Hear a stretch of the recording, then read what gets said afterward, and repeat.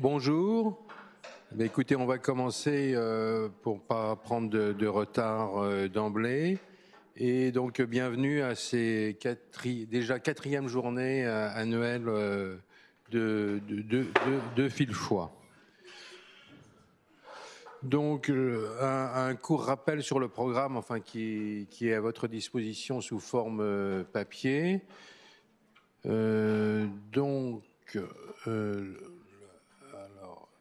Oula, c'est un énorme... et ça met en sombre le reste de la... Ah oui, non, bon. Donc, enfin, on voit maintenant, j'avais jamais vu un pointeur comme ça. Mais je vais bien sûr vous donner quelques mots de bienvenue et puis on va parler de ce qui s'est passé au cours de l'année 2023. Delphine ensuite prendra le relais pour vous parler plus précisément des actions globales de la filière, et Anaïs fera un point sur les actions de communication. Ensuite, après une petite pause café, eh bien, la DGOS représentée par Vincent Vauchel, puisque malheureusement Anne-Sophie Lapointe n'a pas pu se libérer, mais donc on dialoguera sur les relations entre la DGOS et Fil-Foi. Ensuite, donc la remise des prix Fil-Foi, avec un court exposé des lauréats. Donc c'est un moment très sympa, ça. Et on finira la matinée par un exposé de Teresa Antonini qui souhaite développer un réseau de transition au sein de Fil-Foi, et c'est un objectif important de la filière. Ensuite, l'après-midi, donc ça c'était la matinée classique Fil-Foi. Donc ensuite, l'après-midi, c'est le réseau MIVBH qui a la parole, puisqu'on fait une tournante, si j'ose dire, entre les horaires de passage des différents réseaux. Donc, on va parler des traitements anticholestatiques actuels et à venir, avec un certain nombre d'exposés, et notamment, donc, il y a toute une discussion sur la prise en charge du prurite, puisqu'il y a des éléments, il y a des nouveaux médicaments à notre disposition maintenant. Et puis, après une petite pause, eh bien, on parlera des projets collaboratifs du réseau. Donc, et là, on passe déjà au vendredi, à demain matin. Donc là, le matin, ce sera le réseau atrésie des voies biliaires et cholestase génétique. Donc, il y aura un aspect sur la génétique.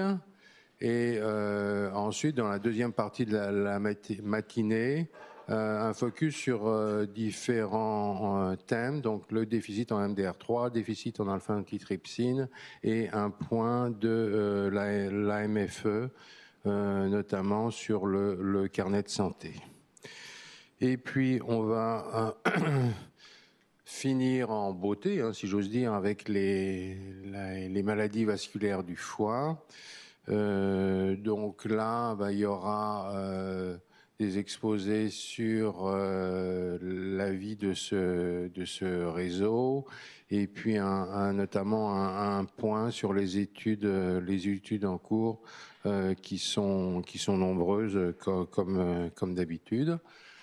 Et dans la deuxième partie de l'après-midi, donc à nouveau un aspect là, génétique, mais génétique et maladies vasculaires du foie, avec différents aspects. Donc voilà ce programme bien chargé. Donc, je vous fais un petit rappel sur l'équipe, notre valeureuse équipe d'animation. Et vous voyez que par rapport à l'année dernière, on a progressé, puisque eh bien là, cette case était l'année dernière malheureusement vide, puisque Aurélie était parti, mais maintenant, vous savez que c'est Delphine qui l'a remplacé et donc il va prendre la parole tout à l'heure. Et puis en termes, donc on a toujours bien sûr les piliers de l'équipe, hein, Paula, Anaïs, Émilie, et une nouvelle venue, Roumaïcha, comme data manager, mais qui, pour des problèmes de santé et ensuite de grossesse, n'a pas véritablement encore commencé ses fonctions, mais ça ne devrait pas tarder. Donc la base, si j'ose dire, de la vie de Fil-Foix, c'est bien sûr les arcs tech en région. Donc là aussi, vous reconnaissez des figures connues. Et tout à l'heure, notamment, j'ai vu Emma qui vient de Toulouse, en sachant que ces réseaux est partagé avec G2M.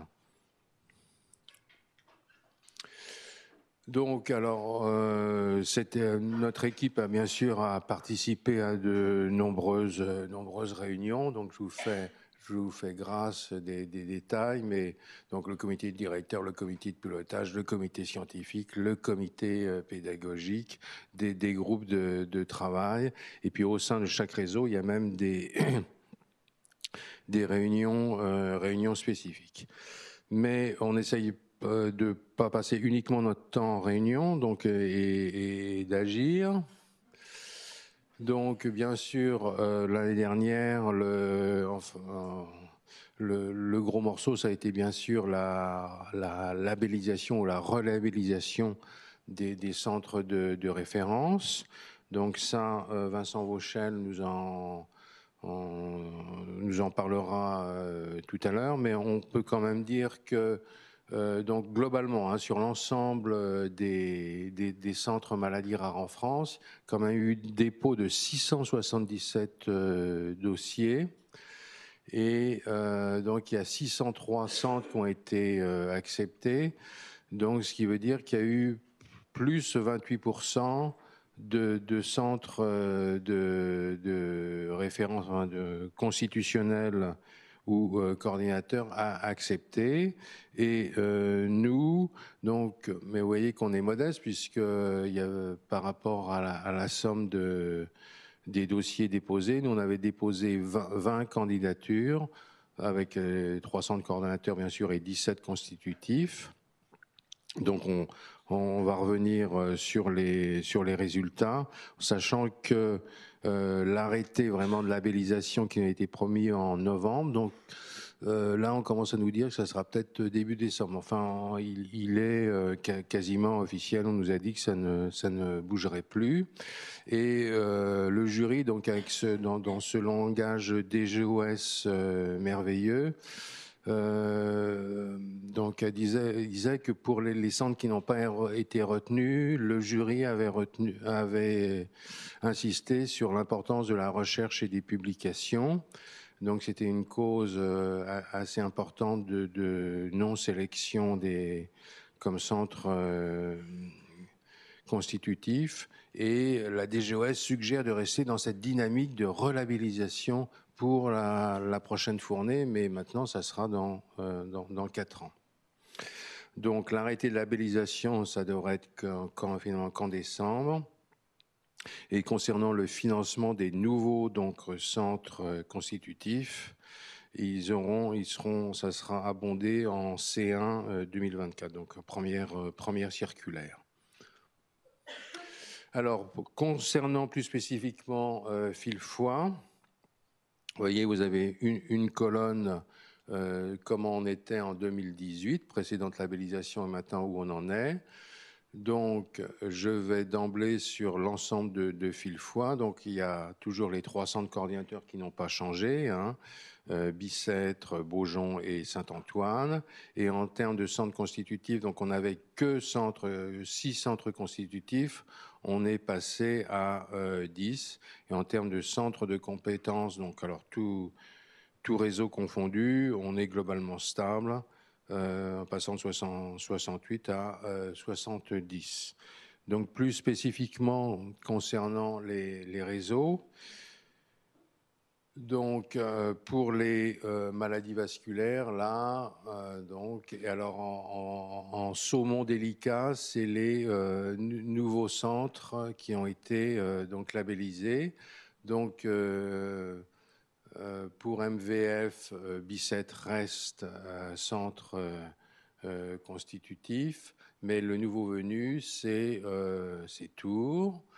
Pour AVBCG, donc Lyon reste centre constitutif. Les nouveaux venus, donc c'est Toulouse et Marseille.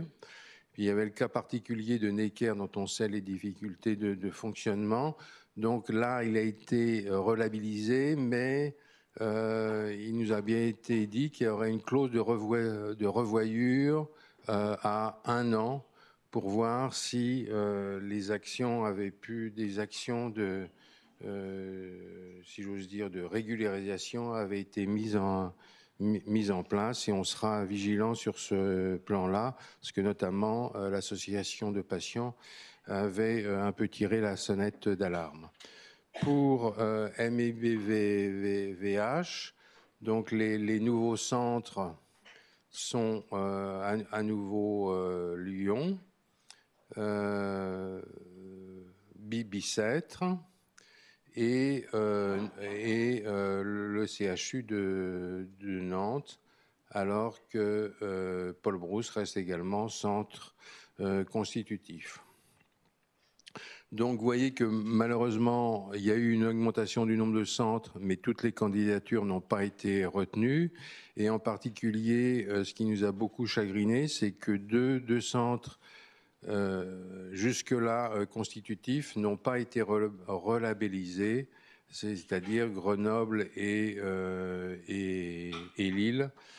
Donc on essaye de trouver des solutions pour les aider et qui gardent leur dynamisme. Donc, alors là, c'est plus pour le plaisir des yeux, pour voir la répartition géographique des centres. Là, c'est l'ensemble des centres Fillefoy. Donc, en rouge, c'est les maladies vasculaires, ce qui est logique. En vert, les cholestats génétiques et l'atrésie des voies biliaires. Et en violet, MIVB et H. Donc ça, c'est la répartition. Et on en a ça aussi, alors plus sur AVBCG, donc finalement qui est le réseau qui a le plus, mais qui partait du plus petit nombre de centres constitutifs, qui s'est le plus développé. Donc voilà la répartition géographique. Pour MIVBH, eh ben, en gros, ça n'a pas beaucoup changé en termes de géographie, parce qu'il y avait déjà un maillage important. Et également, pour les maladies vasculaires, le maillage était déjà bien réparti. Donc ça, c'était la relabellisation des centres, mais on parle maintenant de la relabellisation des filières. Donc ça, Vincent Fauchel va nous en parler plus précisément tout à l'heure. Donc ce processus devrait démarrer à l'automne 2024. Et une nouvelle labellisation donc devrait être effective début 2020, au printemps 2025. Mais bien sûr, ça s'intègre dans l'élaboration donc du PNMR 4, du Plan national à maladies rares 4, puisque bien sûr toutes les filières devront sur leur plan de bataille voir si les objectifs du PNMR 4 correspondent aux objectifs de leur filière. Donc, dans les échanges avec la DGOS, on m'a dit qu'a priori, je resterai comme animateur jusqu'à ce que la nouvelle labellisation soit effective. Donc vous allez probablement avoir à me supporter encore 18 mois. Et bien sûr se pose la question des candidats potentiels. Donc on pense que ce candidat doit faire partie d'un centre soit coordinateur, soit constitutif. Alors, sur les conditions de candidature, il y a encore une incertitude et peut-être que Vincent Vauchel va nous en dire plus. Mais dans la précédente labellisation des filières, il fallait être absolument PUPH. Et là, on ne sait pas encore si cette condition est vraiment impérative ou pas, en sachant que quand même globalement, dans notre monde hospitalier, la grande valeur pour des PH, donc non universitaires, notamment pour être chef de service, enfin avoir beaucoup de fonctions, est maintenant reconnue. Donc peut-être que pour les filières, ça sera le cas également. Donc dans l'immédiat, s'il y a des candidats dans la salle, mais on va faire un courrier, dire moi je suis intéressé, etc. Mais bien sûr, on vous précisera les conditions nécessaires de candidature. Donc après, bien sûr, on en discutera au comité de pilotage et on soumettra à la DGOS. Mais la décision finale est prise par la DGOS. Donc, bien sûr, la base du projet sera le PNMR 4. Donc, alors, un peu curieusement, l'évaluation du PNMR 3 est simplement, enfin en cours, mais on devrait avoir les résultats bientôt. Alors c'est fait par des hauts comités très sérieux, un haut comité de la santé publique, au comité d'évaluation de la recherche et de l'enseignement supérieur. Voilà, j'y suis arrivé. Donc, ce qu'on sait, bien sûr, il faut évaluer est-ce que le PNMR 3 remplit ses objectifs ou pas. Et ce qu'on sait que donc pour travailler sur le PNMR 4, il y a 2 personnalités dites qualifiées qui ont été désignées, donc qui sont un peu les chefs d'orchestre de ce PNMR 4. C'est le professeur Agnès Linglard, qui est pédiatre à Bicêtre, et le professeur Guillaume Cano, qui est néphrologue à Necker. Et donc, ils ont commencé à constituer des groupes de travail, et avec d'ailleurs des sous-groupes. Et alors, simplement, du côté de Filfoy, on a été un peu surpris parce qu'on a vu parce qu'on avait fait des propositions pour que Filfoy, que des membres de Filfoy participent à ces sous-groupes de travail. Et dans la liste qui nous a été communiquée hier, on n'a vu personne de Filfoy. Donc, on va interroger quand même Vincent Vauchel sur son plan-là. Et comme des bons élèves, pourtant, on avait rempli un questionnaire envoyé par ces personnalités qualifiées. Et donc ce PNMR 4 devrait être publié fin février 2024. Donc c'est vraiment des temps très, très courts. Je ne sais pas si tout ça sera tenu. Donc, sur ce PNMR 4, ce qu'on en sait actuellement, voilà, c'est les 4 groupes de travail qui ont été constitués. Donc, groupe 1, parcours de vie et de soins des territoires vers l'Europe, avec bien sûr l'importance du lien ville-hôpital, la formation des professionnels, le dépistage néonatal, etc. Le groupe de travail 2, renforcement de l'axe diagnostic, avec le développement de l'observatoire du diagnostic, de la médecine génomique, la formation médicale continue, etc. Le groupe 3, vraiment très, très important, accès au traitement et aux innovations, avec notamment l'Observatoire des traitements des maladies rares. Et puis le groupe 4, également très important, sur les données de santé, maladies rares et biobanques, sur l'interopérabilité des systèmes d'information. C'est vraiment un problème pratique récurrent, sur les fiches maladies rares et le partage des données de santé avec l'Europe, parce que ça, très honnêtement, c'est extrêmement, actuellement, malgré notre bonne volonté, c'est extrêmement difficile. Et dans des commentaires faits parallèlement par la DGOS, bien sûr, donc c'est développer une approche transversale, soins, recherche. Alors ça, insister sur l'importance de la recherche, c'est un élément relativement nouveau, et au niveau national et bien sûr européen. Donc voilà, mais Vincent Vauchel, je pense, va nous en dire un peu plus.